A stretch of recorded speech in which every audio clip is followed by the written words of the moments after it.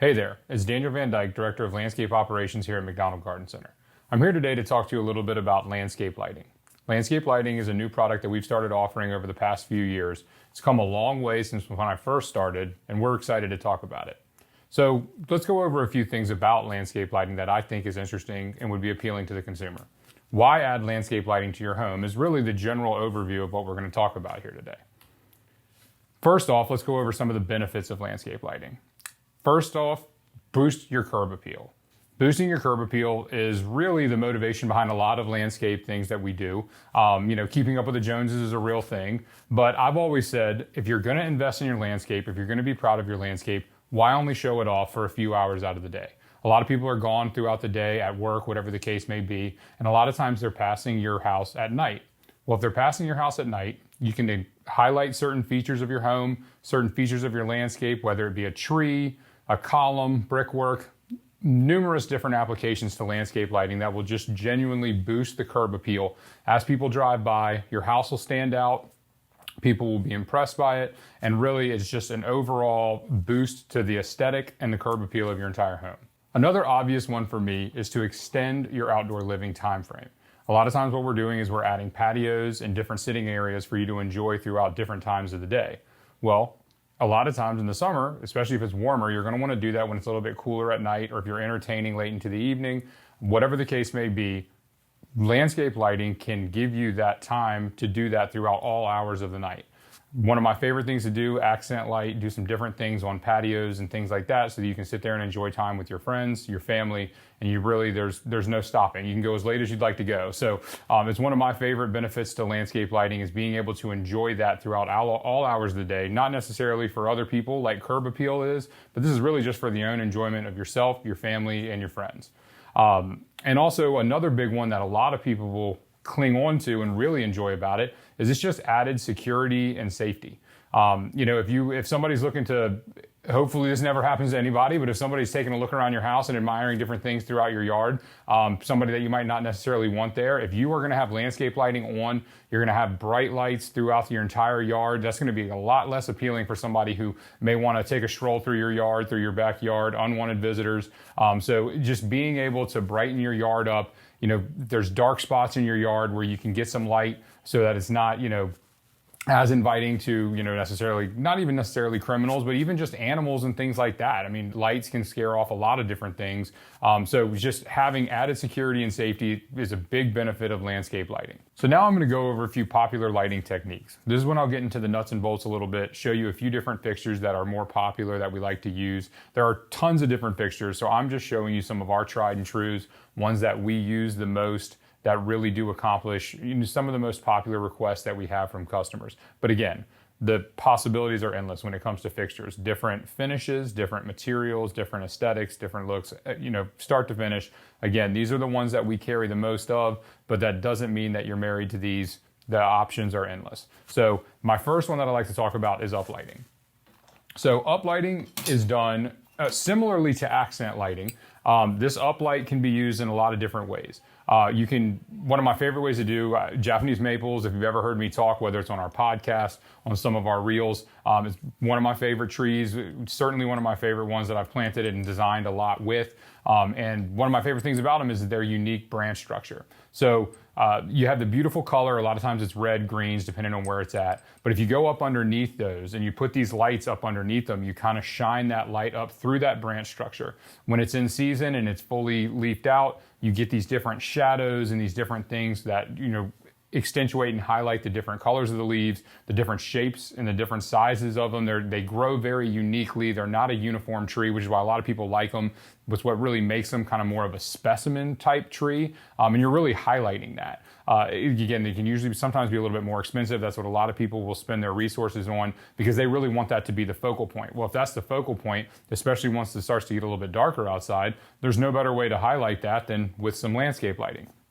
So landscape lighting them, whether it be while they're in leafed out, or even when they defoliate, you get to highlight those different branches. Again, it casts different shadows, and it's just a really popular way to do it. You can uplight crepe myrtles. A lot of times what you are uplighting is trees. You can uplight certain bushes if you do have like a focal point, maybe like a pyramidal boxwood, but a lot of times this is commonly used with certain trees that might be what, again, what you want to highlight throughout the yard and kind of be that focal point for you. So that is what we consider uplighting. You use one of this light. So similarly, accent lighting. So if you picture uplighting, it's usually coming from the ground up, kind of self-explanatory within the name. But accent lighting a lot of times will be shining down, or if you're trying to highlight certain areas in the yard. If you have a fire pit patio, you have a walkway, you can find a nearby tree, a shed, whatever the case may be, and you can actually attach these same lights you use for uplighting, but then you can, position them. You just loosen this screw, they go up and down, so you can tilt them either way. And you can really kind of pick and choose where you want to highlight your light. Again, that can be a sitting area, that can be a dark pathway that's going around the side of your house where maybe you don't have any normal lighting. And so that's where you can really get a little bit more creative and really just pick what you want to highlight throughout your yard. And again, there's a lot of different ways to do it, but accent lighting is an easy and very effective way to do it. And so it's one of my favorites. The other one that I know a lot of people have seen is path lights. So path lights, again, this thing, it's a big path light. It looks like a weapon. Another thing I want to mention is, with low voltage lighting and landscape lighting now, the series we carry is from Kichler, but it is made of brass. And the reason that we prefer the brass, it doesn't rust. It's permanent. It's a little bit more expensive, but even just compared to 10 years ago, it's become much more affordable per fixture. And it's really just built to last. You can also tell when you pick the fixture up how nice and how sturdy this fixture is, and it's going to be out in the elements. I mean, that's the thing. That's one of the difficulties with outdoor lighting is you are out in the elements. So you want to have a sturdy, solid fixture that you're not going to have to worry about. And that's really what the brass does accomplish. And this is the bronze finish. All the ones that I have today are in the bronze finish. But again, they do come in all different finishes, all different colors and things like that. This is just one of my favorites. Feels a little bit more natural, especially in mulch beds and things like that. But anyway, path lights are a really popular one. They do exactly what they do. You have a path, you have a walkway. From a safety standpoint, even if that's probably most commonly, you want to be able to kind of direct and steer people through. So having those path lights really kind of guides people throughout your yard, up to your front door. I mean, you can really use them pretty much anywhere. But also, again, just from a aesthetic standpoint, if you have a paver walkway, you have a regular flagstone walkway, whatever the case may be, I mean, that's a beautiful feature. And if you chose to use those products, you're usually doing it out of an aesthetic choice. And so this will highlight that, and it'll really show off that even throughout all hours of the night. So path lights are another common one. A couple other ones that aren't listed here on the screen that I want to go over. This is a pretty cool one. This is called a hardscape light. It's one that we use underneath seat walls and things like that. Again, one of the most common is from a safety standpoint. If you have a ledge, if you have an area where you're going to have to step off or a set of steps, you set this kind of underneath the coping stone so it shines down. Usually, again, if we're using like a rough face, split face block, it's a beautiful block, so you want to highlight that aesthetic. But also, more than anything, you want to show people that there is a step there. You don't want it to be a trip hazard. So all these lights are equally functional as they are trying to create a certain aesthetic. So again, another really popular one that we use is this hardscape light. You can use it on seat walls, you can use it on steps, you can use it in a lot of different applications. We've put them under column caps to kind of highlight a column. You do a column out at the street, you have your house number on it, you can use this to highlight the house number. A lot of different ways to use them, but again, one of my favorites and one that's becoming increasingly more popular. So another thing, just wanted to show you, again, trying to get into the nuts and bolts a little bit, is this is a transformer. Again, just talking about how far things have come. These transformers, they're not the lightest thing in the world, but this is a 300 watt transformer. And with the amount of electricity that these path lights and all these uplights and different landscape lights use, this one transformer can power conservatively 20 to 30 lights throughout your entire yard. You have no voltage drop. Again, one of the benefits of going low voltage and LED, which we'll get into a little bit more. But these are kind of the main components of what your landscape lighting system would look like. Again, this one can power 20 to 30 lights. We also have a 600 watt that can get you up to 40 to 50 lights. And it's really impressive. And with the way these work, and again, we'll get into it a little bit more with the LED, is it's very efficient and very inexpensive to run once you get it installed. So those are some of the popular techniques, and so we'll move on from there. So the key to great landscape lighting, I think this is one where beauty's in the eye of the beholder. So you really want to step back in your yard, step back at your home and say, okay, where do I want to either highlight it, or where am I missing light? And where do I really want to show off, my landscape or my walkways, whatever the case may be. More is not always better. I always say, if you're not sure if you want to light it up, do a few lights here and there, live with it for a little while, step back, kind of look at that, look at what you've lit up. Again, a lot of times it's functional. If you have pathways that you don't have a lot of light on, if you have certain areas in your yard that you want to entertain, those are pretty obvious. Getting some light out there is always a good call. But when it comes to uplighting and things like that, a lot of times you don't want to buy 100 fixtures and just throw them all in your yard, and all of a sudden, it looks like Christmas every night of the week. So what I always recommend is kind of take it piece by piece, find different things that you want to do, and kind of just get that good balance between, you don't want it to look like your house is necessarily on display or as a shopping mall in the middle of the night, but at the same time being a little bit more creative with it and highlighting certain aspects of it is what I always recommend is for landscape lighting. So that's a big one for me, is just balance, and sometimes less is more, where I'd love to put as many fixtures in as you'd like, but at the same time we really want you to love it. And even though that these can support a ton of fixtures, that doesn't always necessarily mean you need to max them out and get as many fixtures in your light or in your yard as possible. So I think the key to a great landscape lighting is really just finding that balance, finding those good focal points, and highlighting the areas that you really want to highlight. Uplighting a tree in the back corner of your yard that you'll never see, that's probably not the best use of resources or lights. But if you do have a focal point that's right in the middle of your front yard, that might be the perfect place to do it. So again, it's kind of just picking and choosing your battles. And then the big thing too is you're going to have to find somebody who, what we do when we install landscape lighting is we'll actually come out either really early in the morning, depending on what time of year it is, or late at night, to kind of adjust those lights. Because as much as you can try to position lights during the day when we install them, you really need to see it at night to kind of make sure you're getting the desired effect that we're really trying to achieve.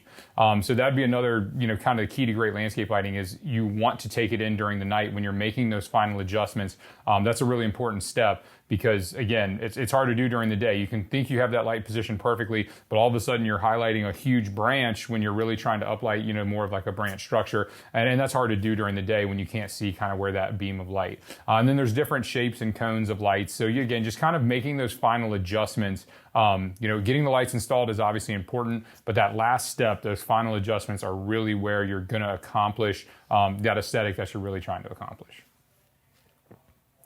So here we go. This is what I talked about a little bit earlier, LED landscape lighting. So this is really why, we used to offer landscape lighting, but we didn't really promote it. And again, we used to kind of sub it out, but once we made the transition to LEDs, everything changed.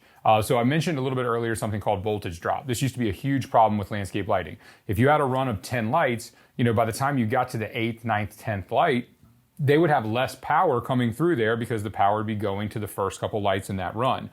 So basically they'd be shining at a different brightness. So you'd have a voltage drop. Or even by the time sometimes you got to the end of the run, they'd be out. It wouldn't even have enough power to power those lights. So now that it's LED, the benefits of that is they pull such small amount of electricity that you have no voltage drop. And really that's a huge part of it. But on top of that, it saves you money each month. Yes, it's an initial investment, but you'll barely notice a difference in your power bill, even installing 20, 30 lights, because they're LED, because it's low voltage. That's what this transformer does. It takes your 110 power and converts it to low voltage. And so you're not using a lot of power. The LED bulbs burn forever. I mean, like 2,000 hours. I mean, we've installed jobs 5, 6 years ago. They run dusk till dawn, and we still haven't replaced any bulbs. And so that's another big difference is, you used to have to replace those bulbs almost yearly. Everybody knows when we kind of made the transition from the normal bulbs to LED bulbs, like with Christmas lights and Christmas trees, all of a sudden you're not replacing as many bulbs. They burn a lot longer, they burn brighter. All the same advantages apply to landscape lighting. It makes it a lot easier, it gives you a better product, and it's, again, nobody's going to argue with it being a lot cheaper and a lot more energy efficient as well. So again, you can accomplish a lot of these things rather than adding a big 110 floodlight on the side of your house, maybe just adding an accent light. that's LED, low voltage, can accomplish the same thing. It's going to save you money and be a little bit softer and a lot less harsh than maybe some of those big floodlights could be. So LED has been a game changer for us. It's a lot easier to work with. You can get different colors. I mean, again, more popularly like a warm white, a soft white, a clear white, but then also you can move into greens and reds, and there are certain bulbs that can change colors and everything like that. And then again, one of my favorite things, and the reason we've gotten more comfortable doing it with the low voltage aspect of it, is it's safe. I mean, you can have it powered up, and we obviously turn it off when we're working with it, but if you have it powered up, you can touch it right to your hand. It's not going to shock you. It's not going to do anything to you. I don't necessarily recommend it. There's no point to do it. But again, when, at least for us, when we're working with it and installing it, it's a lot easier to work with. We feel safer. And, if you hit a low voltage lighting wire in the ground that's one of the biggest drawbacks to low voltage lighting, that we always try to be very strategic when we position the cords throughout the beds, is if you do like to work in your garden, which we love people who are active gardeners, a lot of times you can find those low voltage lighters. They're not very thick, so they cut very easily. But if you do cut it, you'll never see a spark. You'll never see anything because it is low voltage. It's very safe. You can splice it very easily with just some waterproof wire nuts, and it's a really easy product to work with, and it's safe, it makes us feel a lot comfortable for our guys and obviously for the consumer as well. So LEDs and low voltage, that combination has really changed the game for outdoor lighting, and has really what brought us back into the landscape lighting realm and made us really excited to start offering it again and really just kind of pushing it forward. So a lot of popular landscape lighting installations in our area. One of my favorites is the hardscape lighting aspect of it. So obviously we talked about path lights and stuff like that. They go in the ground, but kind of again, what I talked about and I alluded to, you can see right here on this picture, this is the hardscape light that's going underneath the seat wall here. It highlights the wall. It gives you light on the patio. It's not a bright light that's in your eyes. If you're sitting out here around your fire pit, you don't want light shining in your eye, but you also want to be able to see where you're walking. You want to see where you go. It's a little bit softer. And it's one of my favorite applications. It's very easy to do if you know you're going to do it ahead of time. I do recommend, if you are interested in it, you want to install it during the building of the wall. It's going to make it a lot easier to get rid of these cords. It's going to make it a lot easier to install. So if you are interested in doing it and you're going to be having a wall put in or something like that, making that choice ahead of time is going to be big. And then they've even come as far as, it's not necessarily what's pictured in here, but you can do these in-ground paver lights where you can core drill pavers and actually drop a light, which is, these lights are suitable for vehicular traffic. They have different heads you can put on them that shine lights in different direction depending on what you're trying to do. And really, it's just, again, another example of how far they've come with the different things that they offer and things of that nature. So, popular landscape lighting installations, hardscape lighting and in-ground paver lights are becoming more and more prevalent, again, with the technology progressing. And it really does make sense, because if you have a patio, you have these walkways, those are really the areas that you are going to be guiding people and trying to invite people to kind of sit and relax and hang out. And that's really what the point of landscape lighting is extending that outdoor living area and that outdoor living time. So that's one of my favorite things to do, and something that's become increasingly more popular throughout the past couple of years. So another way, it elevates your outdoor space with professional landscape lighting. So again, we've gone over a lot of the different reasons to do it, a lot of the different benefits of it, how technology's come a long way. And so really, it all comes down to it's also beautiful. It's one of the best things you can do for your yard. And, as much as I love installing plants, I love installing different patios, that's only really visible for, let's say, 12, maybe 14 hours out of the day, depending on the time of year. So if you really want to extend the beautification of your yard so that you can enjoy it, your friends can enjoy it, your neighbors can enjoy it, and just anybody passing by, landscape lighting really does elevate it's something you can do for the nighttime that really does elevate your overall landscape aesthetic. So if you are interested in it, give us a call here at McDonald Garden Center. We'll have one of our designers come out. They'll do a lighting plan for you, talk about the different ways you can and the different aspects of your yard that would be worth highlighting or that they'd recommend. And obviously your input is always welcome too, because we want it to work for you. So give us a call here at McDonald Garden Center. We'll come out, take a look, give you an estimate, and hopefully get your lights installed.